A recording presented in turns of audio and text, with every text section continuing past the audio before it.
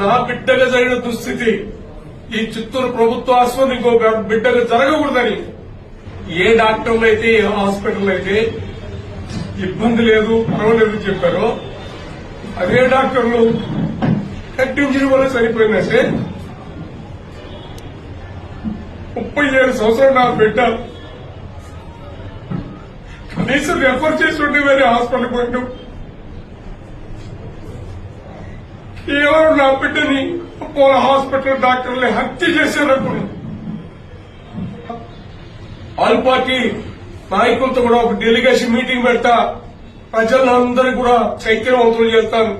ఈ Apollo hospital యాజమాన్య ఒప్పందం ప్రభుత్వం రద్దు చేసేంత వరకు పోరాటం చేస్తాను, యుద్దం చేస్తాను. పార్టీలో ఒక ప్రముఖంగా పనిచేస్తున్న మాలాంటి వాళ్ళకే ఒక రాజకీయంగా నాకు ఒక పేరుంది.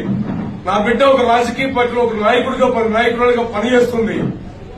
మాలాంటి వాళ్ళకే ఇలా జరిగితే పేద వర్గాలు పేద ప్రజల యొక్క పరిస్థితి ఏమైనా ప్రశ్నిస్తున్నా. అక్కడ ఏం జరగట్లేదు. క్యాష్లో డాక్టర్లైనా పీజీ స్టూడెంట్స్ పెట్టి ప్రిస్క్రిప్షన్ అడిగితే వాళ్ళు నెట్ లో సిస్టమ్ లో చెక్ చేసి మెడిసిన్స్ రాయిస్తున్నారు.